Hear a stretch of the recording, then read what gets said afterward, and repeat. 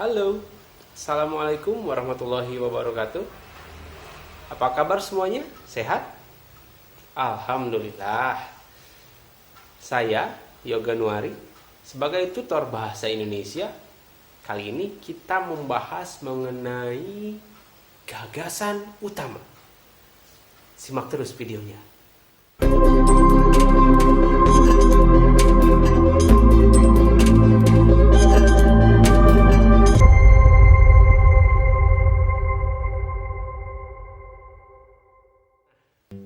Sobat LC, tentunya kita pernah dong membaca sebuah teks, wacana seperti artikel, berita, dan lain-lain.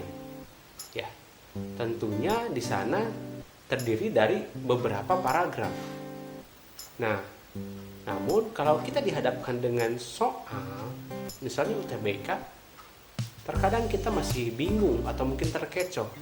Bagaimana caranya kita menentukan gagasan utama dari paragraf tersebut? Sobat LC, nggak perlu bingung. Mari kita bahas materi ini dengan mudah. Gagasan utama atau istilah lainnya adalah ide pokok, pokok pikiran, adalah inti dasar dari sebuah paragraf. Jadi, gagasan utama ini bisa menjadi dasar pengembangan sebuah paragraf.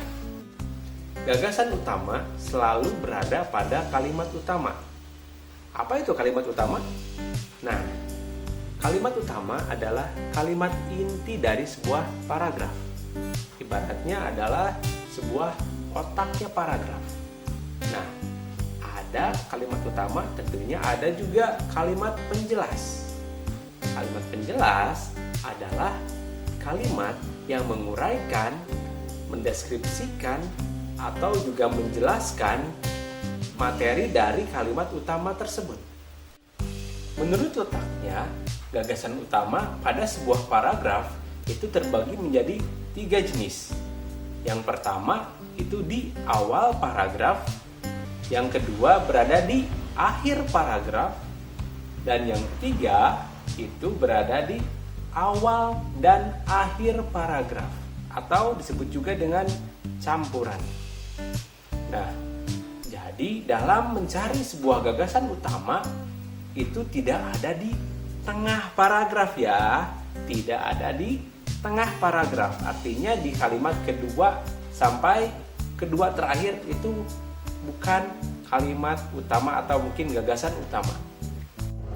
Selanjutnya, bagaimana caranya kita untuk menentukan gagasan utama, apakah berada di awal, akhir, atau berada di keduanya, campuran? Untuk berada di awal paragraf, kita perlu melihat kalimat kedua. Biasanya, di kalimat kedua terdapat repetisi atau kata ganti. Misalnya, itu, tersebut, di sana, nya, dan lain-lain. Misalnya, perhatikan paragraf berikut. Nah, jika kalian mendapati sebuah paragraf, kita tinggal lihat kalimat pertama dan kalimat keduanya. Nah, di sini ada kata yang diulangi atau pengulangan. Yaitu pertama ada kata ciplukan di kalimat pertama dan di kalimat kedua yang ditandai dengan warna biru, yaitu merupakan pengulangan. Juga ada kata yang diterangkan atau dijelaskan kembali di kalimat kedua, yaitu menyembuhkan berbagai penyakit di kalimat pertama, dijabarkan lagi atau lebih dijelaskan di kalimat kedua. Berbagai penyakit di sana yaitu mengobati darah tinggi, kolesterol, dan rematik. Sehingga paragraf tersebut dapat dipastikan merupakan paragraf yang kalimat utamanya berada di awal paragraf. Jika kita sudah menemukan kalimat utama pada sebuah paragraf, maka kita akan mudah untuk mencari gagasan utama. Seperti yang sudah disampaikan sebelumnya, bahwa gagasan utama selalu ada pada kalimat utama.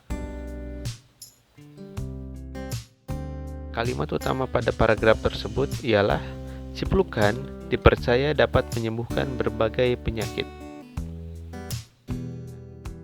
Dari kalimat utama tersebut kita cari gagasannya atau intinya lagi dari kalimat tersebut. Kita bisa menghilangkan kata-kata yang tidak perlu atau bertele-tele. Misalnya sebuah keterangan. Nah, gagasan utama dari paragraf ini yaitu ciplukan dapat menyembuhkan berbagai penyakit. Untuk gagasan utama berada di akhir paragraf, kita perlu melihat kalimat terakhir pada paragraf tersebut. Ya, biasanya kalimat terakhirnya berupa simpulan. Misalnya ditandai dengan kata dengan demikian, maka dari itu atau oleh sebab itu. Misalnya perhatikan paragraf berikut.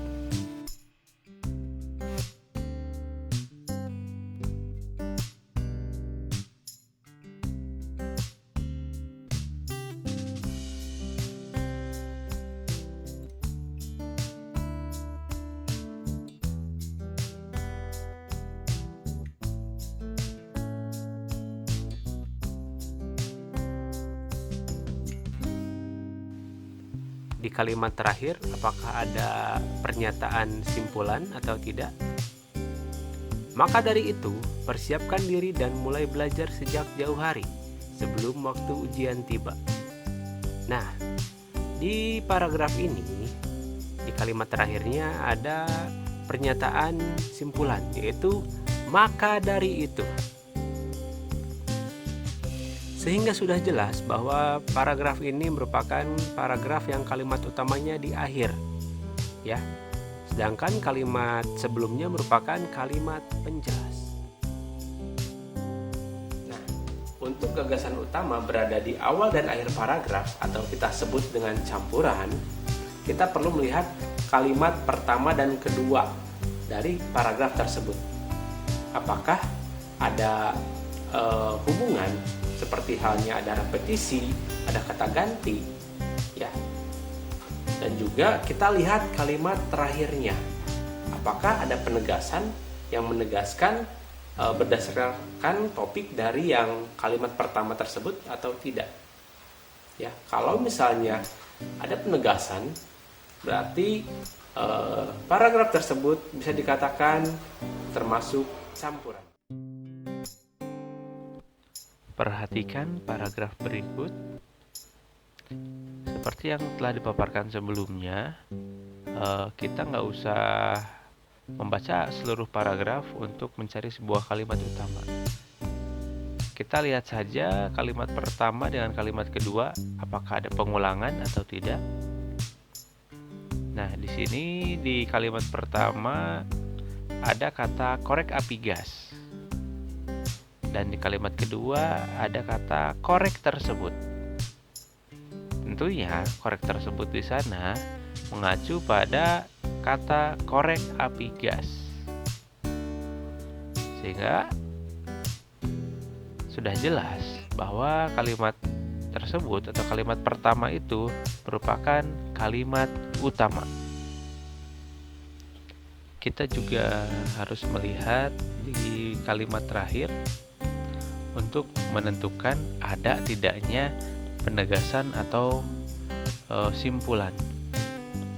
Nah, di paragraf ini ada kata yang menunjukkan simpulan, yaitu oleh karena itu. Sehingga kita pastikan bahwa paragraf ini merupakan paragraf campuran karena kalimat utamanya ada di awal dan di akhir paragraf. Di awal paragraf ada pengulangan kata korek api gas dengan korek tersebut, dan di akhir kalimat ada suatu simpulan atau menunjukkan simpulan, yaitu oleh karena itu. Demikian video pembelajaran kali ini. Mudah-mudahan bermanfaat bagi kita. Tetap semangat untuk belajar. Meski pandemi, otak nggak boleh mati. Wassalamualaikum warahmatullahi wabarakatuh.